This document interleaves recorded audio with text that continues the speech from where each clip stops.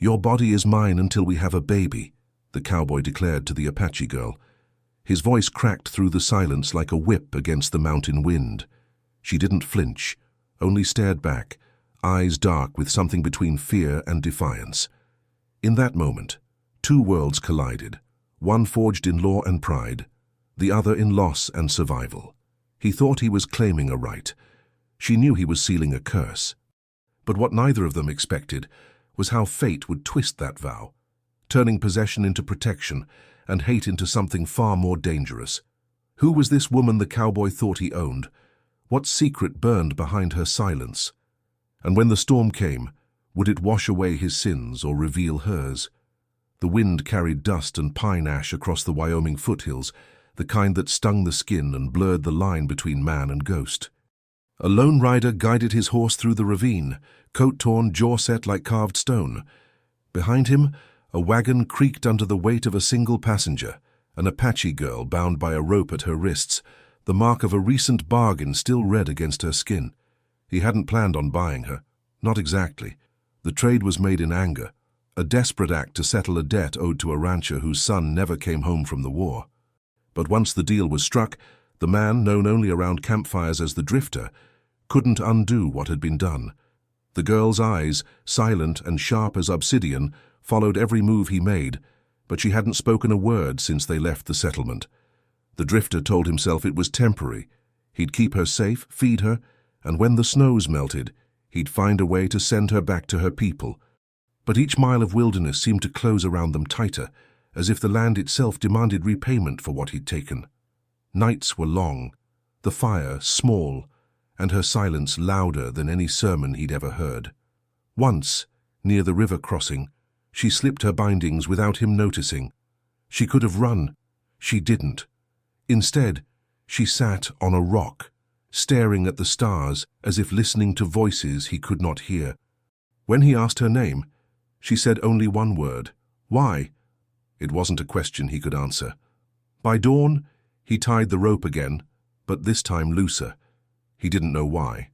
Maybe because, for the first time since he'd laid eyes on her, he wasn't sure who was truly bound. And far beyond the ridge, a dust cloud rose, a rider approaching fast. The storm rolled in from the west like a promise of punishment. By nightfall, the fire hissed beneath a tarp of dripping canvas, throwing amber light across the man's scarred hands. He sat sharpening his knife, not for her, he told himself, but for the meat they hadn't yet found. The girl watched him from the wagon's shadow, wrists rubbed raw by rope. Rain darkened her hair, streaking her face with mud. When he finally spoke, his voice was quieter than the thunder. "You eat, you live. You don't, I leave you." She didn't answer, only reached for the tin bowl he pushed toward her. The stew was thin, mostly water and regret. He waited, expecting defiance. Instead, she whispered, "You bought me like a horse." He looked away. "I bought peace," he muttered. "Peace dies fast," she said. The words struck him harder than the wind. He wanted to tell her she was wrong, that he'd saved her from men worse than him. But the truth stuck like dust in his throat. Outside, lightning flared against the cliffs. For an instant her eyes glimmered silver, reflecting the flame. He realized she wasn't afraid of him. She was measuring him, like a hawk watching a wounded animal decide whether to fight or fall. A moment later, she extended her hands. "Untie me," she said. He hesitated. The storm howled, rain pelting his hat brim. Every law of the territory said he should keep her bound. Every law inside him said he already was. He reached forward, cut the rope. She didn't run. Instead, she rose slowly, stepping into the open, arms wrapped around herself against the cold. When he offered his coat, she didn't take it. "Why me?" she asked. He didn't have an answer ready. Maybe it was her silence. Maybe the way she hadn't begged. Maybe because the trader had called her unwanted, and he knew that word too well. "'Cause you looked like you wouldn't break," he said finally. She turned toward the fire, eyes unreadable. "Everything breaks," she murmured. The wind shifted. A distant crack echoed through the valley, wood snapping, or a rifle. Both of them froze. He rose, hand instinctively finding the holster. The girl crouched low, eyes fixed on the darkness beyond the wagon. Riders? She asked. He listened. Nothing but the growl of thunder. Still, he felt it, the same crawling instinct that kept men alive on empty plains. Stay close, he said. She smirked faintly. You mean stay yours? He almost smiled, but the sound came again, this time nearer, unmistakable, hoofbeats in the mud, 3, maybe 4. The fire flickered low as if frightened. He kicked dirt over it, plunging them into near blackness. Rain whispered across the canvas. The girl's breath quickened beside him. Somewhere in the darkness, a man shouted, "We know you got her, Drifter. The chief wants her back, or you'll hide in her place." The cowboy's jaw tightened. He'd expected trouble eventually, but not so soon. He turned to the girl. "They're yours?" She shook her head slowly. "No. Worse." Lightning split the sky, painting their faces in blue fire. She looked terrified for the first time, not of the men outside, but of something he couldn't yet see. "Then who?" he demanded. Her answer was drowned by the crack of another gunshot. The wagon shuddered, splinters rained down, the horse screamed. He drew his revolver, heart hammering, eyes scanning the dark ridge where shadows moved like ghosts. He'd fought men before, but this time, the fear that gripped him wasn't for himself. "Get under the wagon," he ordered. She didn't move. "If they find me," she said softly, "they'll kill you first." The air smelled of powder and rain. He cocked the hammer. "Then they better shoot straight." A flash of light from the ridge, another shot, then silence so heavy it bent the night. And somewhere, in that silence, the girl whispered a single word that made his blood run cold. "Father." The word hung between them, louder than the storm. He blinked rain from his lashes, trying to understand what she had just said. "Father," he repeated. Her answer was a single nod. Thunder cracked again. Down in the gulch, a horse whinnied, followed by the grind of metal against stone. Whoever was coming wasn't hunting. They were closing in. The drifter's jaw tightened. "You said those men weren't yours." "They aren't," she whispered. "But he is." A rifle bolt slammed forward outside. The next shot tore through the wagon's side, spraying splinters across her shoulder. He grabbed her by the arm, dragging her behind the wheel hub for cover. "If that's your kin, he sure aims to kill you." She didn't answer. Her eyes had gone distant, fixed on some memory only she could see. Another shout echoed through the rain. "Give her back, Cowboy. The girl belongs to the mountain and to the blood that bought her." He peeked over the wagon rim. 4 riders, just as he'd guessed. One sat higher than the rest, wrapped in a black oilskin coat. The voice matched the power, aged, commanding, unbroken by weather or guilt. He ducked again as another bullet cracked the air. "That him?" She nodded once more. My father." The drifter spat mud, thumbed the hammer back. "Then he don't sound like a father to me." "He sold me," she said flatly, "to save his tribe. Now he's come to take what he lost." Her calm terrified him more than the shooting. A woman who'd already accepted death had nothing left to fear. Lightning strobed across the valley, throwing their faces into harsh relief. The brand of survival etched into both. He leaned close. "You trust me?" She hesitated. "You bought me.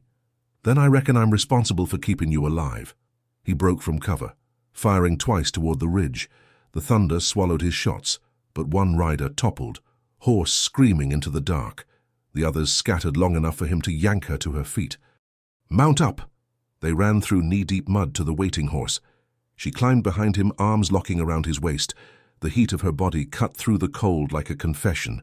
He spurred the animal hard, and they plunged into the canyon trail. Behind them, her father's voice roared again, closer now, angrier. "You can't take the blood from its own. The mountain keeps what it's owed." Rain turned to sleet. Hooves pounded against slick stone.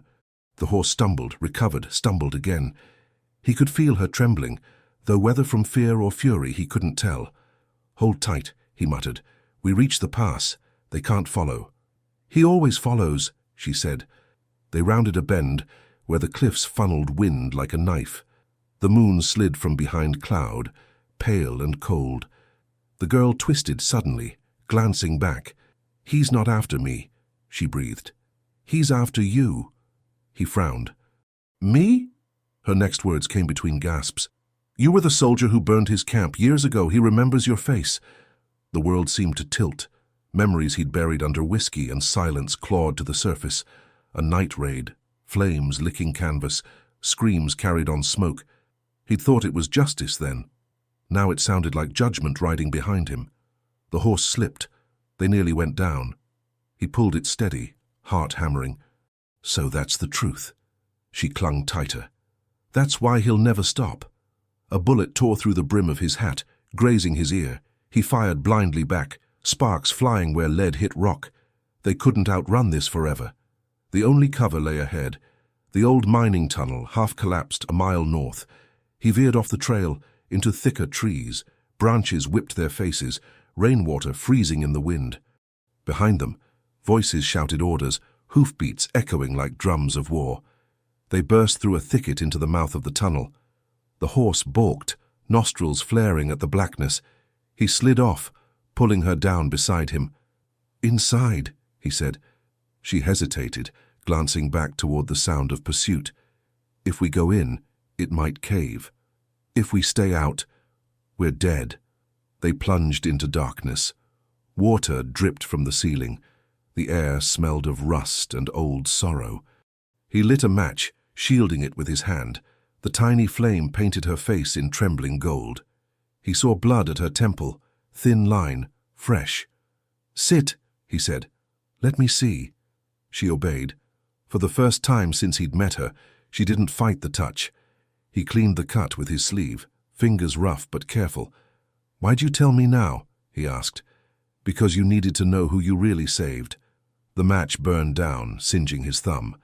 He let it drop, darkness swallowing them whole again. Outside, the hoofbeats slowed. A voice boomed from the storm's edge. "You can hide in the mountain, Drifter, but the mountain remembers." The echo rolled through the tunnel like a prophecy. The girl shivered. "He's calling the spirits." The Drifter reloaded in the dark, each metallic click loud as thunder. "Let him call whoever he wants," he said. "Long as he remembers, I still owe him." She turned her head toward him, eyes glinting faintly in the dark. "And if the debt's more than bullets can pay," he drew a breath that tasted of dust and regret, "then I'll find another way to settle it." From outside came the sound of hooves halting, then silence too perfect to trust. He knew that kind of quiet, the kind that meant the fight wasn't over, just waiting. A drop of water struck the back of his neck, cold as warning. Then another sound, softer, wrong, a metallic scrape from deeper in the tunnel, behind them. He turned, gun raised. "Stay behind me." But she was already staring into the dark, whispering something in a tongue he couldn't understand, words older than bullets, older than vengeance. And somewhere beyond the reach of his light, something answered her back.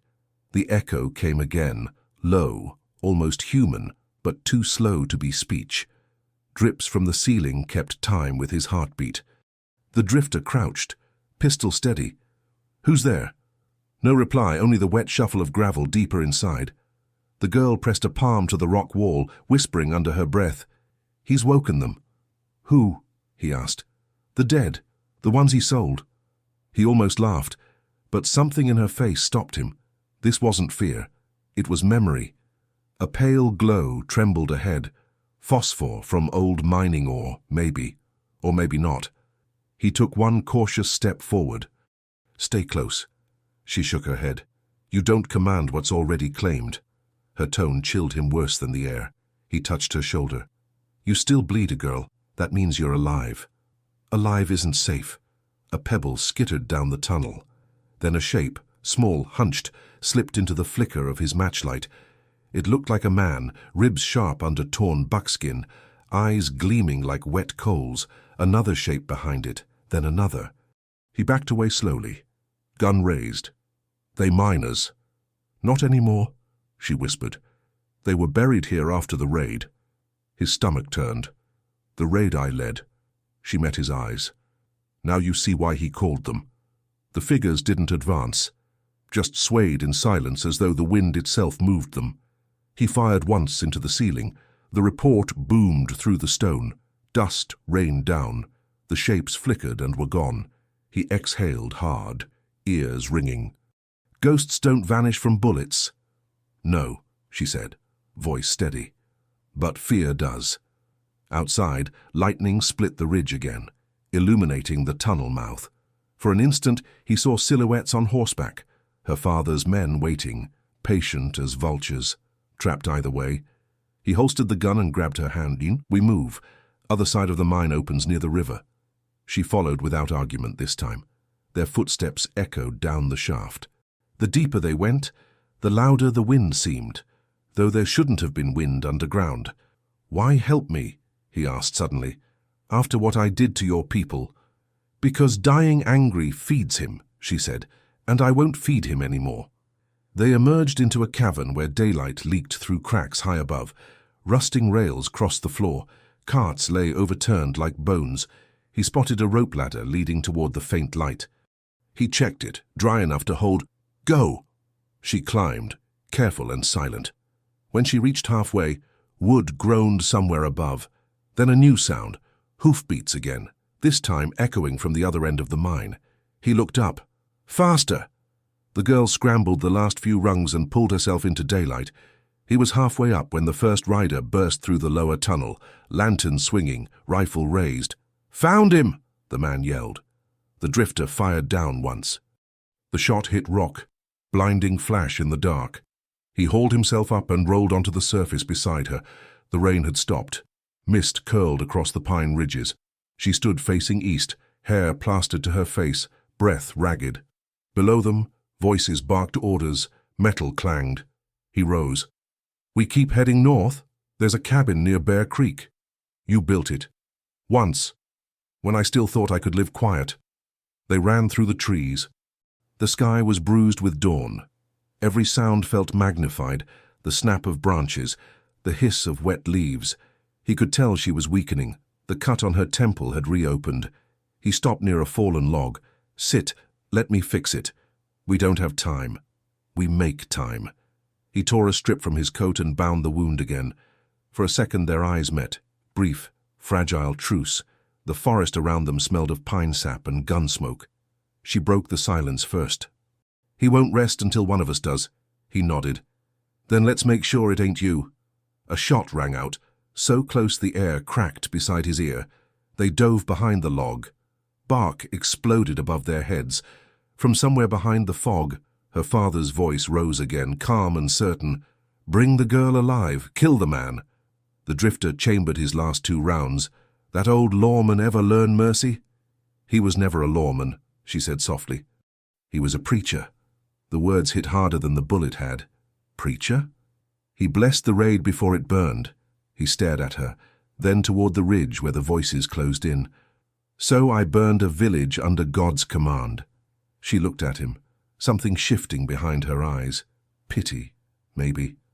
Now you know whose prayers you answered. Silence stretched, broken only by the slow tick of dripping water from his hat brim. He holstered one pistol, kept the other ready. So you still trust me? He asked. She didn't smile. I trust what you regret. The first rider emerged from the mist, her father's lieutenant, rifle leveled. The drifter aimed, fired. The man dropped. But behind that fallen body, more shapes advanced. 5, maybe 6. They had him boxed again. He turned to her. Go! Run north. Not without you. Don't argue, he barked. Then shoot me first. He froze. The look in her eyes wasn't madness. It was resolve. Below them, her father's voice called out, closer now, almost tender. Daughter, come home. The mountain forgives, but it never forgets. Her breath caught. He'll use forgiveness like a chain. Then break it. But she didn't move. Instead, she drew his spare knife from his belt, the blade catching the thin dawn light. If he reaches me alive, he wins. If I reach him first. She didn't finish. The air trembled with distant thunder again, though the storm had already passed. The drifter realized what she meant just as she stepped out from cover, knife glinting, walking straight into the fog where her father waited. He shouted her name, but the wind swallowed it. And then came the sound no man forgets. A gunshot and a woman's cry, echoing as one. The echo rolled through the trees, slow and heavy, until even the wind seemed to hold its breath. The drifter rose from behind the log, pistol ready.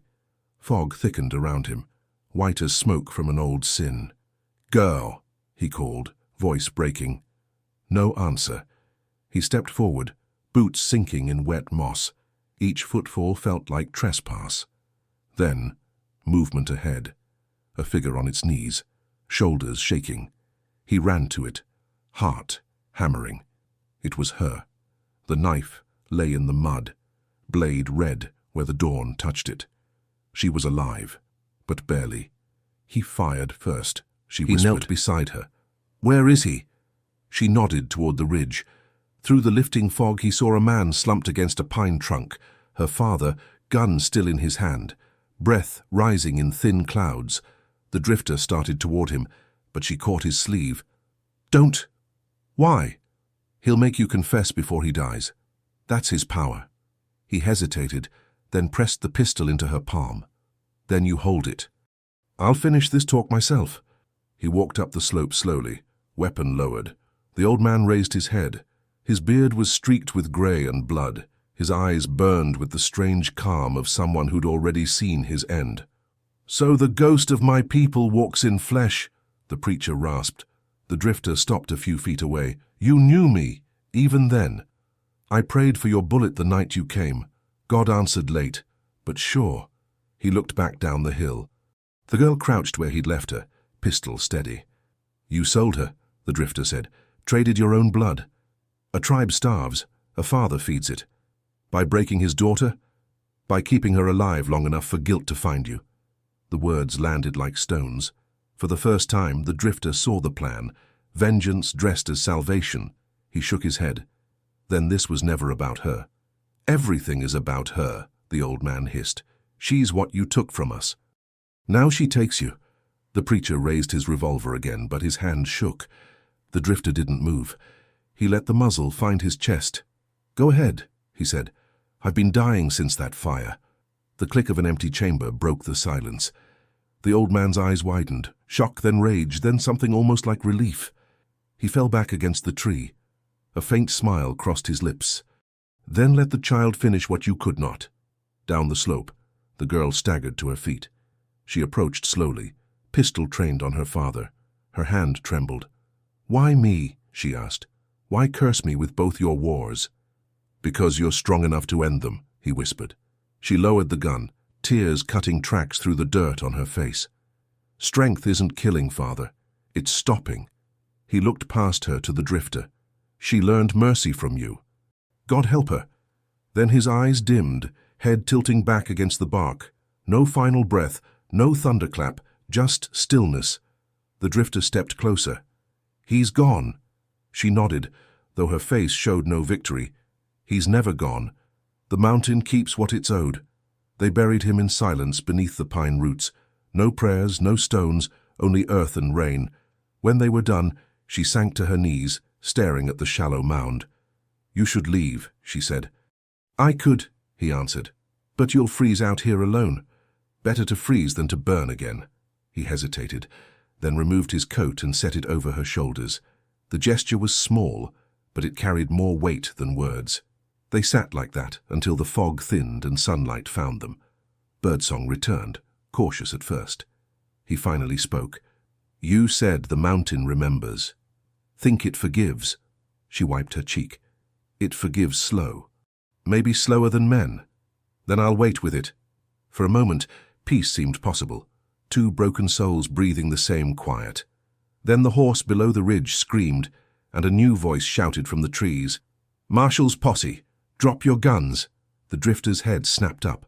Blue uniforms moved through the brush, rifles raised. He cursed under his breath. "Your father sent word before he rode," she said softly. "They think you kidnapped me." He turned to her. "So you can tell him the truth." "And what is that truth?"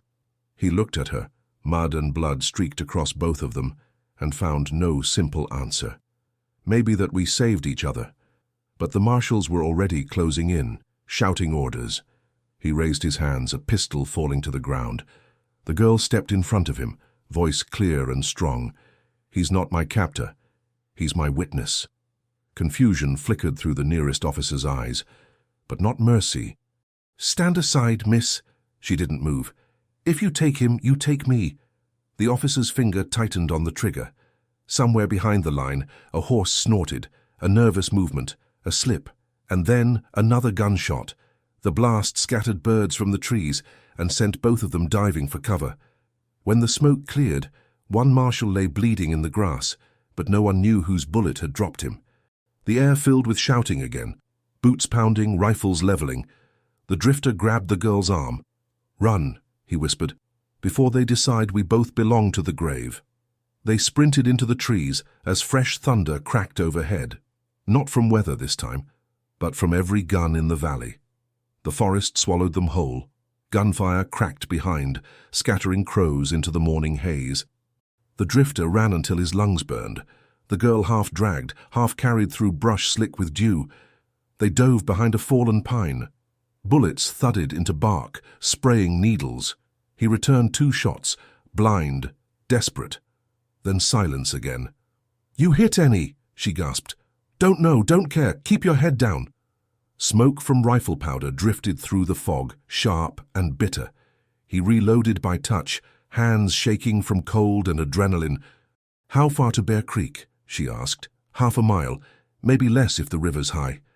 A shout echoed from the slope above. "They're heading north," he cursed. "We need water between us and them." They crawled downhill, using roots for cover. The girl stumbled once, clutching her ribs. Blood stained her bandage anew. He caught her before she fell. "Easy. You should leave me." "Not my way. You said you bought peace. Guess I'm still paying for it." She almost smiled. Almost. They reached the creek's edge where the current foamed against stones. The drifter knelt, testing the depth. Too fast to wade straight, too shallow for a swim. Behind them, dogs barked. Closer now. He scanned the bank and spotted a narrow crossing where the river split around a pile of fallen logs. "Through there. Hold tight to me and don't fight the pull." She nodded, teeth chattering. They stepped in. The water bit like ice. Halfway across, her foot slipped. The current yanked her under. He dove after her, arm closing around her waist. The force slammed them against a rock.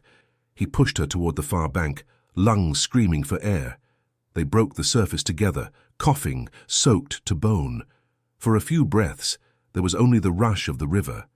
Then came the hounds again, faint but gaining. He grabbed her hand. "Up that rise. Go." They climbed the muddy slope, collapsing among ferns at the top. Through the trees below, the posse appeared on the opposite bank. 7 riders, 2 dogs straining at their leashes. One marshal pointed, "Tracks cross here." The drifter pulled his hat low. "We've got minutes, not hours." "Then use them," she said. "Tell me why you really took me." He blinked. "Now. Truth don't wait for safety." He hesitated, breath still ragged. "Because when I saw you at that auction, I saw myself, somebody pretending not to care so the world wouldn't crush him." She studied him, rainwater dripping from her hair. "And now I care too much." A whistle shrieked below. The riders were crossing. He grabbed her arm again. "Cabin's just ahead." They pushed through another stand of pines until a small clearing opened, a shack of grey timbers, half collapsed, roof sagging under moss. "That's your refuge?" she asked. "It was long time ago." He forced the door open. Hinges groaned. Inside smelled of dust and dried tobacco. Old tools hung from pegs, untouched for years. He kicked the door shut and barred it with a beam. "We'll rest here." The girl sank near the cold hearth. He knelt, striking flint until sparks caught on damp twigs. Soon a thin flame flickered to life. Light revealed the inside walls, carved with tallies, each scratch a day or a memory. Her gaze followed them. "You lived alone here?" "Mostly. A man gets tired of company when his conscience is loud enough." She touched one mark that read, "Sarah. Gone." "Who was she?" He paused. "My wife. Fever took her after the war. We'd hoped for a child." The silence that followed was heavy but not cruel. "So when you said those words back at the wagon about a baby," he winced. "Wasn't pride talking, was pain." She nodded slowly. "Then let pain make something better." Before he could answer, the dogs barked again, this time close enough that the walls trembled. He doused the fire with his boot. Smoke coiled up, grey against the roof. "They found us," he whispered. "We can't outrun them. Maybe we don't have to." He moved to the window slit, checked the revolver, 2 bullets left. She reached for the shotgun hanging on the wall, rusted but loaded. "You plan to die here?" she asked. He smiled faintly. Plans to live loud enough they remember it wrong. Outside, hooves crunched over leaves. Voices barked orders. "Spread out! Burn the place if you have to." The girl chambered a shell, shoulders squared. "Then we burn with it." He met her eyes. "Not yet. Wait for the signal." A marshal kicked the door. The beam groaned. Another blow. Cracks splintered through the frame. She whispered, "Signal." He looked toward the small barrel of lamp oil beside the wall. "Fire's louder than bullets." Understanding flickered in her eyes, then fear, then resolve. The next strike shattered the latch. The door burst open, sunlight flooding in, and the drifter pulled the trigger. Flame erupted, swallowing the doorway in white heat. Men screamed outside as smoke roared upward. He turned to the girl. "Back way, now!" They plunged through the rear window, rolling into the brush as the cabin exploded behind them. Splinters rained like hail. From the burning wreck, shouts faded into the crackle of flames. For the first time in hours, there was no pursuit. They crouched in the ferns, breathing smoke and rain. She looked at him, soot streaking her face. "You burned your home." He nodded. "Some homes gotta die so folks can walk free." The wind shifted, carrying the smell of ash down the valley, and beneath it, the faint echo of a bugle. "Cavalry," she whispered, "more coming." He stared toward the rising column of smoke marking their place like a beacon. Then we've traded one fire for another. Far off, metal clanked, spurs, chains, order. He holstered the empty gun, jaw set. Time to disappear before the next storm finds us.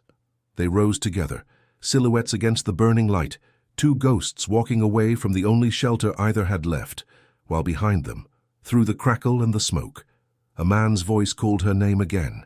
The voice floated out of the smoke, calm and steady, too clean to belong to a dying man. It made both of them stop. "He's dead," she whispered. "Voices don't stay dead in places like this," he said. The drifter turned back toward the burning cabin. Flames chewed through the roof, collapsing timbers with sighs that sounded almost human. Between the bursts of heat, he could swear he heard it again. Her name, drawn out like prayer. "It's him," she breathed. "You buried him." "I buried his flesh," she said. "Not his guilt." A gust of wind carried sparks through the pines. They drifted like red snow, falling on her hair. She didn't brush them away. He caught her wrist. "Don't look back. If I don't, he'll follow. Then let him. He only follows what he owns." The word owns cut through him deeper than smoke ever could. They pressed north again, deeper into the trees, until the fire was only a glow behind them. The land opened into a meadow silvered by mist. The river wound through its center, slow and shining, as if nothing cruel had ever happened in the world. He stopped, scanning the horizon. "We rest here. Cavalry won't cross the ridge till night." She sank to her knees, exhausted, drinking from the river. He followed, kneeling beside her. The water was cold and sweet, washing soot from his hands. "When this ends," she said quietly, "where will you go?" "Don't know. West, maybe. You'll never outrun what you did." He smiled without humor. Wasn't planning to outrun it, just hoping to meet it slower. For a while, they listened to the wind move through grass. Peace, fragile as smoke. Then she spoke again. "He used to tell me the mountain decides who belongs to it. The rest are just guests passing through." "Then we better stay polite," he said. A crow cawed overhead, sharp, sudden. The girl stiffened. "He's close," she murmured. "Your father. The spirit he called, it travels with the living until they pay." The drifter scanned the tree line. Nothing moved. "You believe that?" She turned to him, eyes darker than the water. "Belief don't matter when it's true." Before he could answer, the air cooled. The light seemed to drain from the meadow. Mist thickened, swirling low. Out of it stepped a figure, tall, wrapped in the same oilskin coat her father had worn, but the face was wrong, too pale, too still. He raised his gun. "Stop right there!" The figure didn't flinch. Its voice was her father's, but hollow. "Give her back and the ground won't take you." The girl clutched the drifter's arm. "It's not him, it's what's left." He fired once. The bullet passed through the figure. It shivered, splitting into smoke that reformed again. The wind carried its laugh like a cough through dry leaves. "Run!" he said. They bolted toward the tree line. Branches whipped their faces, roots clawed their boots. Behind them, the air pulsed with heat and cold at once, chasing like a living shadow. The girl stumbled. He caught her, half lifting her forward. "It wants me," she gasped. "Then it's gonna have to take me first." They burst from the woods into a rocky hollow where an old church stood. Stone walls, roof half gone, bell leaning at an angle. The drifter kicked the door open. It fell inward with a groan. Inside smelled of dust and candle wax long dead. He dragged a bench across the entrance and barred it with his shoulder. "You pray?" she asked. "Not since the war." "Then start." He glanced at the ruined altar, at the cross blackened by smoke. "Reckon he stopped listening?" "Then listen for him," she said, voice trembling but sure. The air grew colder. Shadows crawled across the floor like ink poured from the cracks. The bell above gave a single dull clang. "He's here," she whispered. The drifter stepped in front of her, revolver raised though he knew bullets wouldn't help. "You want her? You come through me." The door buckled once, twice, then blew inward as if struck by wind from the grave. The shadow filled the church, shapeless, faceless, only the voice the same. "You cannot guard what was promised." The girl moved past him, standing in the center of the room. "I was never promised," she said. "I was sold." Her voice rose with each word until it became a chant in her people's tongue, strong, rhythmic, older than the building around them. The shadow recoiled, hissing. She raised her hands. The air shuddered. The bell overhead screamed a second time, then burst apart, shards falling like rain. The drifter shielded her, smoke searing his lungs. When he looked again, the shadow was thinning, dissolving into light and dust. For a heartbeat, peace. Then, silence so sharp it rang. She swayed, eyes rolled back and collapsed into his arms. He caught her, shaking her gently. "Stay with me, girl. Come on." Her lips moved. A single word escaped. "Free." And then she went still. He felt for a pulse. Nothing. Only warmth fading fast. Outside, the sky cleared. The first real sunlight of the day poured through the broken roof, spilling over her face. It made her look almost smiling. The drifter bowed his head, not sure if he was praying or cursing. Then, faint as breath, came that same calm voice again, her father's, but now from her lips. "The mountain keeps what it's owed." Her eyes opened, glowing with that same grey light as the ghost. He froze. "You're not her," he whispered. The lips curved. "No, but she's watching." And as the light flared brighter, swallowing the ruined church, the drifter understood too late. The spirit hadn't come to take her back. It had come to stay through her. The light faded to grey. Smoke drifted between the rafters like ghosts too tired to rise. The girl stood in the center of the church, head tilted, eyes glowing faintly, half hers, half someone else's. The drifter didn't breathe. "You ain't her," he said again. She turned slowly. "She's resting. I'm what she left to finish." "Finish what?" "The debt." Her voice carried two tones, one gentle, one buried in thunder. The echo made his skin crawl. He raised a hand. "Whatever this is, you don't have to. You took from the mountain. Now the mountain takes from you." She stepped forward. Each footfall stirred ash from the floorboards. He backed away until the altar met his spine. "I paid in blood already. Not yours." Her gaze dropped to the gun still hanging limp at his side. He realized the hammer was cocked, though he hadn't touched it. "Put it down," she said. He obeyed, slow, careful. "You want me to beg? I've done enough of that in this life." "Begging isn't payment." She raised her hand. Wind spiraled through the church, rattling the walls. The broken bell pieces trembled across the floor, ringing faintly where they struck stone. He shouted above the noise. "If you're him, if that's her father talking, then you're a coward, hiding in your daughter's skin to fight a dead war." The wind stopped as sudden as it had come. Her eyes flickered, the light dimming for an instant. When she spoke next, it was her own voice, weak but clear. "He's fading. Help me drive him out." He rushed to her, catching her before she fell. "Tell me how." "Fire. The land fears fire." He looked around. The altar cloth, the dry boards, the sunbeam cutting through dust. "Then we give it something to fear." He tore down the curtain from the broken window, wrapped it around a beam, and struck flint. Flames crawled up the fabric, bright and hungry. The girl screamed, hands clutching her temples. "He's fighting." "Hold on," he said. "You're stronger than he is." "No, he's you." The words froze him. "What?" "The guilt you carry. That's where he lives." The fire roared higher. Heat blistered paint from the walls. He understood then. This wasn't only her haunting, it was his. He gritted his teeth.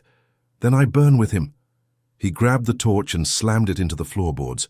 Fire raced outward in orange rivers. The spirit howled through her mouth, his own voice echoing inside it. "You can't kill what you are." He pulled her close, shouting into the storm of flame. "Watch me." They fell together through the open doorway as the roof gave way. The church exploded behind them in a shower of embers. The blast hurled them into the grass. For a moment, everything was only light and heat and silence. When he opened his eyes, smoke curled toward the blue sky. The girl lay beside him, coughing. Her eyes brown again, he crawled to her. "You still with me?" She nodded weakly. "He's gone." The mountains quiet. He let out a breath that tasted of ash. "Then it's done." "No," she whispered. "Something's coming." He frowned. More soldiers. Worse. Truth. Before he could ask, a shadow moved on the ridge. One man, alone, riding slow.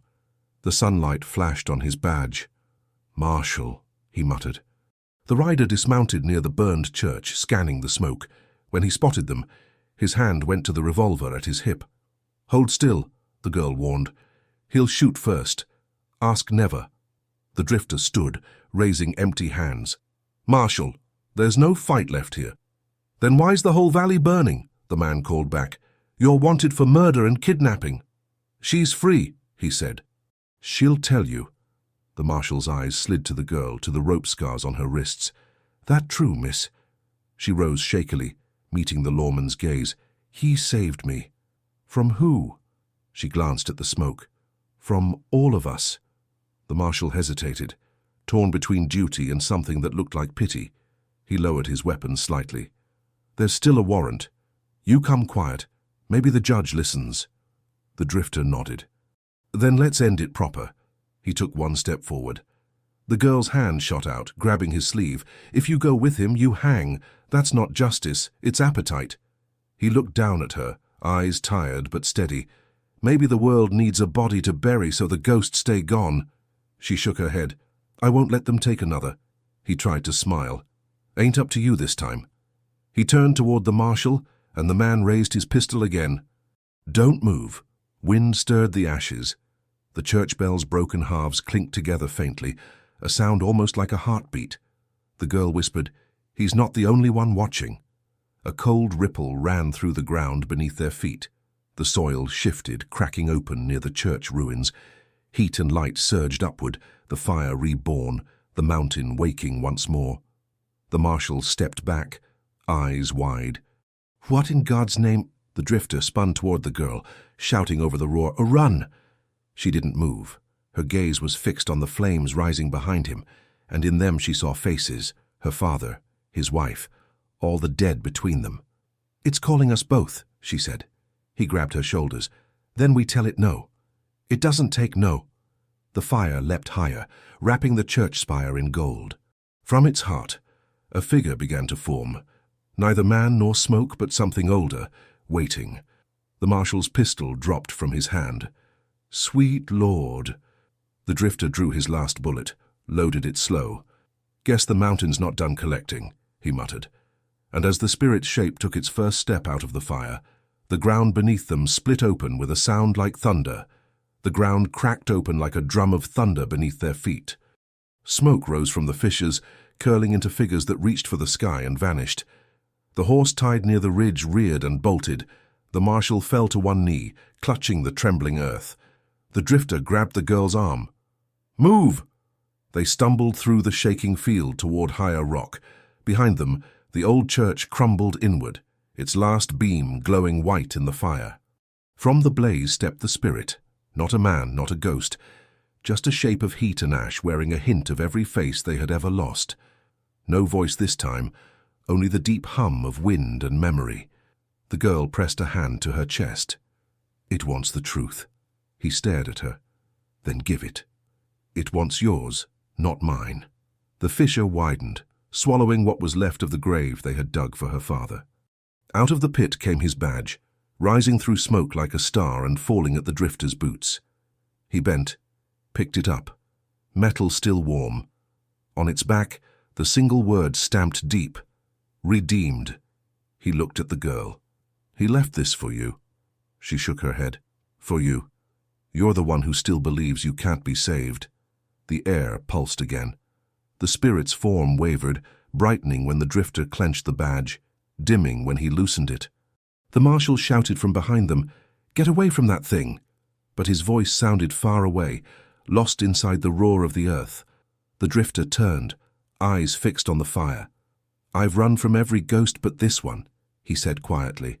"Then stop running," she answered. He stepped closer to the burning rift. Heat licked his face, pain sharp but clean. He raised the badge high. "This yours. Take it and let her go." The flames surged, swallowing the metal. For an instant, the spirit's shape blurred, almost bowing. Then the quake began to ease. The roar faded to a low rumble under their feet. The girl fell to her knees, gasping. The light around her eyes went out. He caught her before she hit the ground. "Easy," he murmured. "Did it work?" "Maybe." Behind them, the marshal straightened slowly. "The fire's dying." He sounded half awed, half terrified. Smoke thinned until only the smell of scorched pine remained. Where the church had been stood a black circle of earth, smooth and silent. The drifter helped the girl stand. Her legs shook. "What now?" she asked. He looked toward the horizon, where a thin line of blue sky opened above the peaks. "Now we keep walking." They crossed the ridge in silence. The marshal followed at a distance, still unsure if he was chasing prisoners or prophets. At the top they paused. From there the whole valley lay below, charred trees, a twisting river, a single column of smoke marking the place they'd left behind. The girl spoke first. "He's gone. For now." "And you?" He smiled faintly. "Still learning how to be." A breeze rose, carrying the smell of rain and something cleaner. The first drops hit the ash, hissing softly. For the first time, the earth didn't tremble beneath them. It breathed. They started down the far slope. Each step took them farther from what they'd burned, closer to what they hadn't yet named. Halfway down, the marshal called out, "You two plan on walking forever." The drifter looked back. "Until the road forgives us." The marshal studied them a long moment, then holstered his weapon. "Go then, but if you make it out, tell somebody what happened here. Folks won't believe it unless they hear." "They'll believe," the girl said. "The land will tell it." They turned again toward the horizon. For a while, nothing followed but rain. Then, faint and far behind, came a sound neither of them expected, a single ring of metal against stone. Not thunder, not gunfire. A bell. They stopped. The drifter's jaw tightened. That church was gone. She listened, eyes wide. The mountain's never done talking. He met her gaze. "Then we better listen careful." The bell rang once more, slow, measured, almost kind. The rain thickened, washing the soot from their hands. They kept walking side by side until the mist hid them completely, and behind them, unseen, the cracked earth began to close, not sealing what was gone, but guarding what it had forgiven. They walked until the rain turned soft and the ground no longer smoked beneath their boots. The world smelled new again, wet sage and pine and the faint sweetness of grass pushing through ash. By sundown, the outline of a town appeared in the distance, just a few roofs, a windmill, and a lantern swinging outside a shuttered saloon. The drifter stopped at the crest of the hill. "Haven't seen lights like that in months," he he said. "Think they'll welcome ghosts?" the girl asked. He smiled. "If they sell coffee, they can haunt me all they like." They reached the first building, a stable. The keeper, an old man with eyes like creek stones, stepped out, shotgun crooked in his arm. "You folks ride through the fire down south." "We walked," the drifter said. "Walked through hell by the look of you. Got names?" "Not today." The old man studied them, then nodded toward the well. "Water's clean. There's stew at the inn if you can pay." The girl touched the drifter's sleeve. "You still got money?" He shook his head. "Spent the last coin buying freedom." The stable-keeper watched them a moment longer, then sighed. "Keep the shotgun pointed down and tell Martha I sent you. She'll feed anyone who looks honest or hungry." They thanked him and crossed to the inn, a sagging two-story place with a painted sign half peeled by wind. Inside, warmth and lamplight. People turned to stare. A soaked Apache girl and a stranger burned black with soot. Behind the counter, Martha looked up from her ledger. "Evening, you come from the fire." "What's left of it?" he said. "Then sit. Soup's hot." They ate in silence until the room emptied. Only the hiss of the lanterns remained. Martha wiped her hands on her apron. "You look like you've carried something a long way." "A truth," the girl said. "Still heavy. Heavier when you share it." Martha poured coffee, set it down in front of them. "Then share it anyway." The drifter looked at the steam rising from the cup. "I killed men. Some deserved it. Some didn't. Tried to make peace by pretending it was trade. All it bought was ghosts." The woman didn't flinch. "Then stop paying the same price." He met her eyes, unsure if she was offering mercy or warning. "There's a marshal out there," he said. "If he rides in, he'll ask about us. Then I'll say I saw two tired souls who looked like they needed sleep." The girl studied Martha quietly. "Why help strangers?" The woman smiled. "Because no one helped me when I was one." The drifter nodded. "You've got our thanks." They took a room upstairs, small, 2 narrow beds, a single cracked window. The windmill outside creaked like an old song. He sat on the floor, cleaning the revolver, though it had no bullets left. The girl watched him. "What'll you do now?" "Fix fences, chop wood, maybe plant something that doesn't bleed. And me?" "Up to you. You can stay, go east, or vanish. You're free." She turned toward the window. "Freedom's just a word until someone believes it." He leaned the gun against the wall. "Then start by saying it." "Free," she whispered. The word trembled but didn't break. Outside, thunder rolled far away, gentler this time, more like an echo than a threat. The drifter stretched out on the floor, eyes closing. "Tomorrow we tell them the truth," he murmured. "All of it? As much as they can bear." Morning came with pale sunlight through the window. The bell from the chapel on the edge of town rang twice. They went downstairs. Martha stood by the door, reading a telegram freshly pinned to the wall. When she saw them, her face changed. "Marshal Clay's dead," she said softly. "Ridge collapsed during the storm. Folks say the mountain opened and swallowed his horse." The girl glanced at the drifter. "The land keeps what it's owed," she whispered. He nodded slowly. "Then maybe it's done collecting." Martha folded the paper. "What happens to you two now?" He looked out the window where the valley stretched far and green under the clearing sky. "Maybe we start building instead of burning." The girl smiled faintly. "You still owe me a promise." "Which one?" "That I'd be free. Truly." He took a breath. "Then I guess I owe you the rest of my life to prove it." Outside, children ran through puddles. A horse whinnied. For the first time, the wind didn't sound like warning.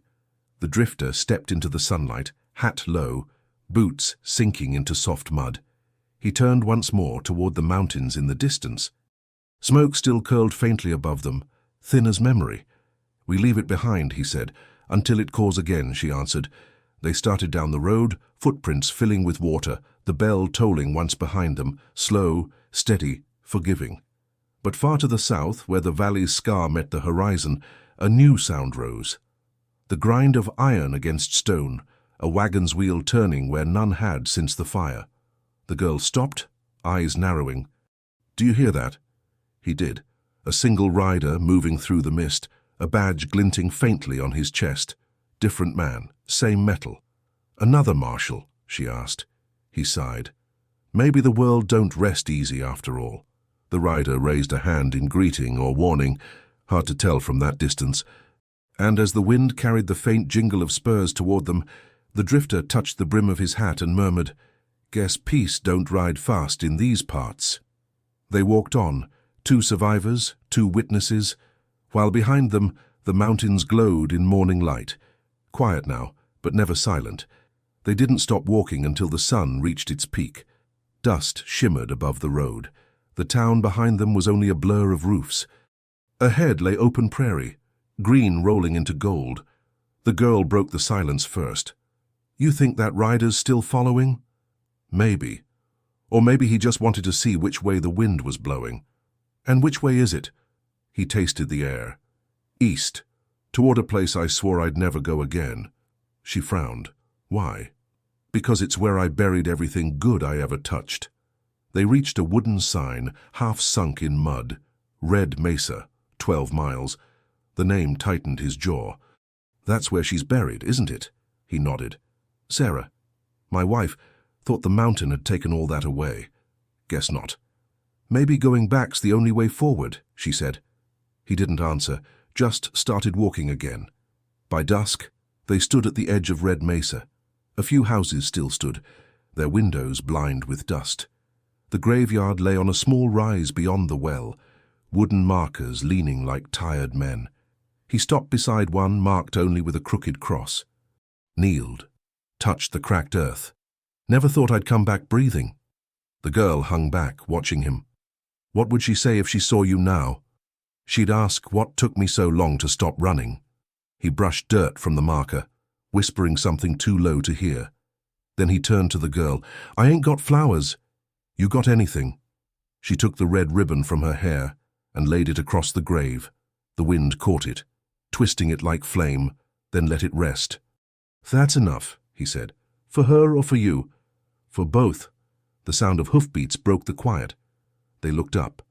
The rider from the valley was approaching, his horse white with foam. The badge on his chest caught the sunset. "Marshal," the girl whispered. "Different one," the drifter said. "Younger, less afraid." The man reined in. "Name's Pierce, Clay's replacement." He looked from the grave to the drifter. "You his killer?" "No." "The mountain was—" "The reports say different." The drifter stood slowly. "Then write a better one." Pierce studied him, then nodded toward the girl. "You the Apache girl, the one taken south?" "I'm the one who walked back," she said. Pierce's eyes softened. "Town's been waiting for that story." He dismounted. "Governor wants peace with your people. They think you might help write it." She blinked. "Me?" Word travels fast when fire lights the sky. The drifter gave a low chuckle. "Seems we started something by surviving." Pierce looked at him. "And you? You planning to vanish again?" "Trying to." "Don't. The territory needs men who've seen what they've done and still choose better." The drifter's eyes narrowed. "You offering me a job? More like a chance not to waste the next sunrise." The girl smiled. "Looks like the mountain traded ghosts for roads." He glanced at her, then at the horizon. "Maybe roads haunt slower." Pierce mounted again. "Red Mesa's rebuilding. There's work. There's food. Come tomorrow if you've made up your mind." He tipped his hat and rode off, leaving dust swirling in the sunset. Night settled. They built a small fire near the graveyard. The sky above stretched clear and endless, stars sharp as glass. The girl stared into the flames. "Do you ever wonder why we're still here?" He poked at the coals. "Because something decided we hadn't said enough. And now we start saying—" A coyote howled far off. The sound echoed between the hills. She turned toward him. "You going with him tomorrow?" "I might. Depends if you come too." "And if I don't?" "Then I follow the road until it forgets my name." She smiled faintly. "I won't let it. Maybe not." They sat in silence until the fire sank low. Then the girl said softly, "You know what's strange?" "What?" "The mountain's quiet tonight." He looked toward the dark ridge in the distance. "Maybe it's listening." "To what?" "To what happens next." He lay back, staring at the stars. The girl did the same. For the first time, Their silence felt like peace, not fear. The wind shifted, carrying the smell of rain from the north and the faintest sound of hammer on wood. Builders, not soldiers. Life returning. He closed his eyes, whispering a promise meant for no one but the night. "I'll build, not burn." The fire sputtered out, leaving only the glow of dawn on the horizon. And as the light spread across the valley, painting the ruins gold, the road to Red Mesa waited, straight, quiet, and open. Dawn climbed slow over Red Mesa, tinting the clay cliffs copper. By the time the sun cleared the ridge, the drifter was already walking the main street. Children carried buckets from the well. Women patched shutters still blackened by years of dust. Life had returned, but it watched him carefully, as if the earth itself remembered his footsteps. The girl followed a few paces behind, her hair tied back with another strip of red cloth. "You sure about this?" she asked. "No," he said, "but I'm done hiding from no." They reached the half-built courthouse where Marshal Pierce waited beside a wagon of supplies. He looked up from a map, surprise flickering across his face. "Didn't think I'd see you again," he said. "Fire didn't finish me," the drifter replied. "Figured I'd try law before lightning." Pierce grinned. "Then we start clean. Territory needs deputies who remember mercy." He tossed the drifter a new badge, unpolished brass, edges sharp. The man caught it but didn't pin it. "Still feels heavy." "Weight's what makes it mean something," Pierce said. The girl watched quietly. "And me." Pierce nodded toward a group of women sorting papers. "You can teach them how to speak to the tribes. Governor's willing to listen. For once." She crossed her arms. "He listens because he's afraid." "Afraid's a good start," Pierce said. "Courage grows out of it." By noon, Red Mesa buzzed like a hive. The drifter repaired fences near the jail. The girl translated for settlers and traders who'd never heard her language spoken without hate. Every now and then their eyes met, wordless acknowledgement that peace could live, if only for a day. That evening, Pierce joined them outside the saloon, rolling a cigarette. "Storm's brewing again," he said, glancing at the clouds piling up behind the ridge. The drifter squinted, same direction as the fire. "Yeah, folks say the mountain's rumbling." The girl's hand froze mid-gesture. "It doesn't forget," she whispered. Pierce laughed softly. "Mountains don't hold grudges." "This one does," she said. "It buried truth, not ash." The drifter frowned. "Meaning what?" She met his eyes. "Meaning something's still down there." Before anyone could answer, a young boy sprinted from the far end of town. "Marshal! You gotta come quick! Mine collapsed!" Pierce dropped the cigarette, running. The drifter followed, boots kicking up dust. The girl kept pace beside him, breath sharp with fear. The mine sat just beyond the ridge, carved into the same slope where the fire had once burned hottest.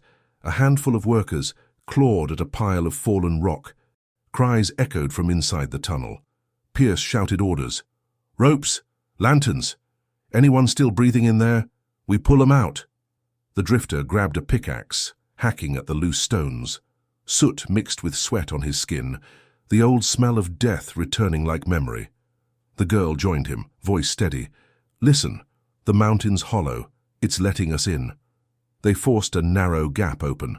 From inside came a faint light, not the flicker of fire, but a steady, pulsing glow. Pierce peered through. "What in blazes is that?" "Not blazes," the girl said. "Heartbeat." The drifter ducked through first.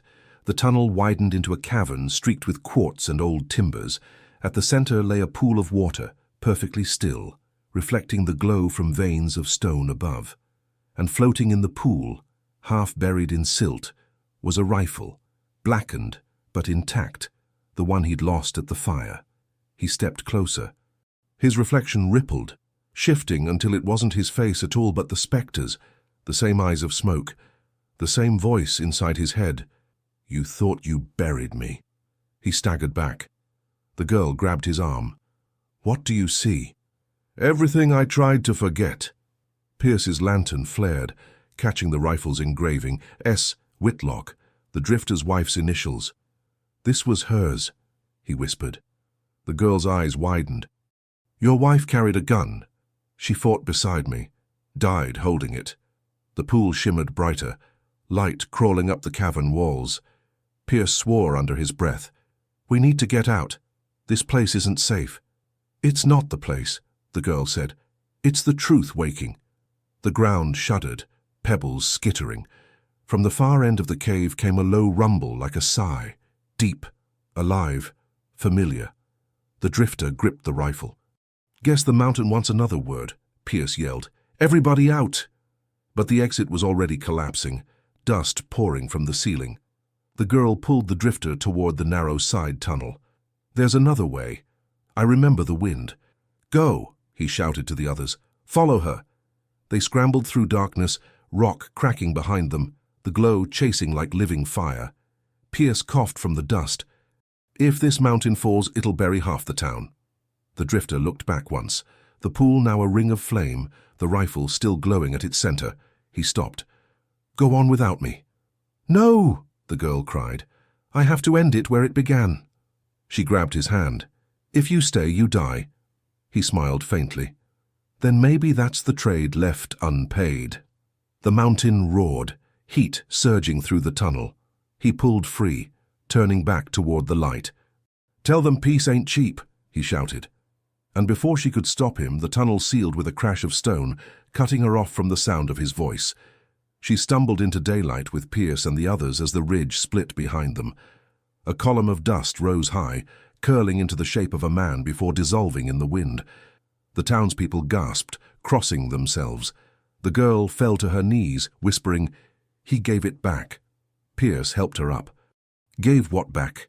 She looked at the mountain, now silent again. "It's fire. Its name." The wind shifted. Warm. Clean. In it, she thought she heard a familiar drawl. "Keep walking, girl." She wiped her eyes, straightened. "He's gone." Pierce nodded. "Then let's make sure he didn't burn for nothing."